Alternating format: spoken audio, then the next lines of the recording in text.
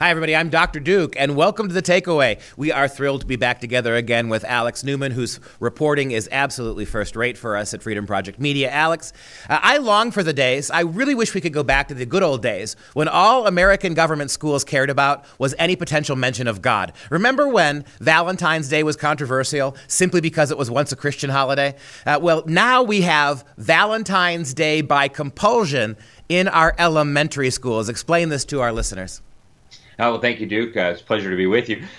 And this really is kind of a bizarre story. So it came to light because of some parents in Utah who were upset about what happened. But essentially what happened was you had a government school, an elementary school with sixth grade kids, where the little girls were told that they have to accept the offer of any boy who asks them to dance. So if a boy comes up and says, hey, I want to dance with you, the girl must agree to dance, and that's a school rule. And so the mom said, you must have understood something, sweetie. That can't possibly be that they're going to force you to dance with whatever boy asks. And so the mom went to the teacher. The teacher said, yep, that's how it is. And the mom went to the principal, and the principal said, yep, we got to be inclusive and kindness and all the rest of it. So come to find out, the news got involved. It got picked up by a local Fox affiliate. They asked, and the school district said, yep, we want to promote kindness. And so that's why all the little girls have to agree to dance with the little boys if they're asked. And, the parents were concerned that this sends a really bad message, basically that the girls must accept if the boys proposition them.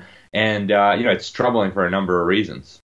So let me see if I understand this straight. In the modern elementary school, hashtag Me Too now becomes hashtag You Have No Choice. All right, these are the progressive conundrums you get into, right? That we have to force all this social engineering on our kids. We can't just let schools be about math and reading and writing. No, no, no, no, no. We have to force kindness initiatives. We have to force equity initiatives. We have to force little girls. We're talking elementary school here.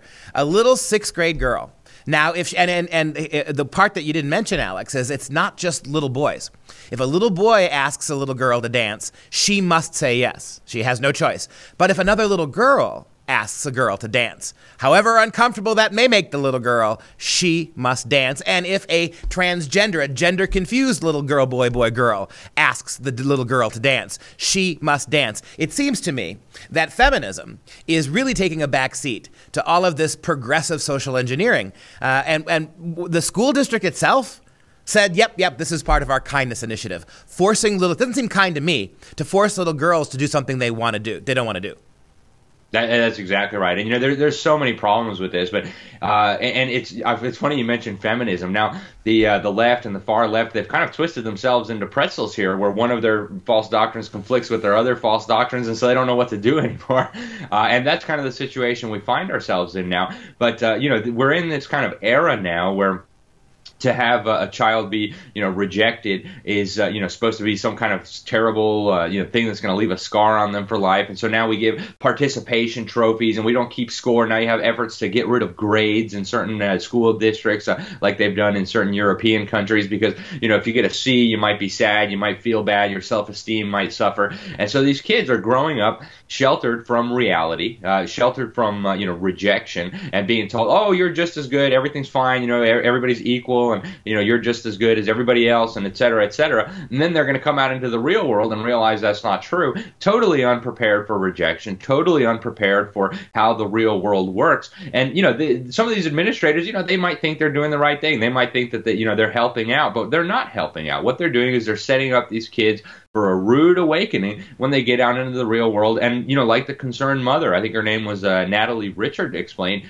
this sends a terrible message to little girls, that, and especially in this environment where they're shoving, the sex and the transgenderism and the homosexuality on the kids. What kind of message does that send to these little kids that when the boy asks, you must say yes? That's, in my opinion, that's a terrible message. Well, by the same logic that the school district is using, it seems to me terribly exclusive, terribly unkind, terribly discriminatory to actually have a dance. What about kids who can't dance? What about kids who don't like to dance? What about kids who feel awkward dancing? What about disabled kids, handicapped kids? What about kids who, for whatever reason, can't dance or can't dance in the same way that the other kids can dance? Why don't we just have, instead of dances, why don't we just have a big elementary school gymnasium where everybody just sits in chairs in a big circle?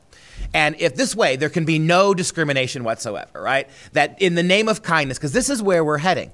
in the name of kindness, in the name of diversity, in the name of equity, in the name of tolerance, in the name of progressive values, we have to treat everybody the same all the time, which means one dress code, one uniform for everybody, boy or girl, one haircut, all right, one set pair of shoes, it's the same kind of shoes, one kind of, over and over again. Where do you stop? What isn't unkind? What particular difference, any individual difference whatsoever, it's all going to be considered unkindness now and inequality, right?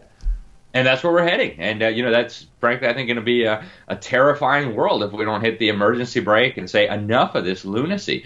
And again, they're not doing the kids any favors, regardless of what they think. The kids are someday going to get out into the real world, and in the real world, they're not going to be getting participation trophies. So, there's just so much wrong with this picture. And people might say, well, that's a trivial example. It might be, but it's representative. It's a good illustration of everything that's wrong in these school systems. And keep in mind, this is from Utah too. People think, well, Utah is pretty conservative. Their schools are probably not as silly or as messed up as the schools in, say, New York or California. But this is a nationwide problem, and actually it's a global problem. They're pushing this hard at the UNESCO, at the United Nations, and of course the federal government. And the consequences, I think, are going to be disastrous. And to chime in here, it's not trivial to the little girl who has to dance with somebody she doesn't want to. And that's right. The thing. What links together all these stories, Alex, all of them, the one unifying thread that transcends the feminist angle, the minority angle, the gender angle, the one thing that rises above that in terms of connecting all of this is the war on individualism. What's going on in Europe now, in America, this big push, and I'm sure we're going to talk about this in a upcoming takeaway, this push that kids aren't allowed to have best friends anymore. This is in the news now. This idea that to have a best friend has to be stopped in European schools and American schools because it means that not all friends are equal friends. And it's an act of unkindness. Alex, thank you so much for your work on the takeaway. We'll talk to you again real soon.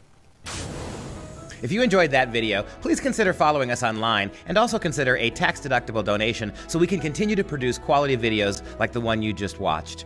I'm Dr. Duke. Thanks for watching.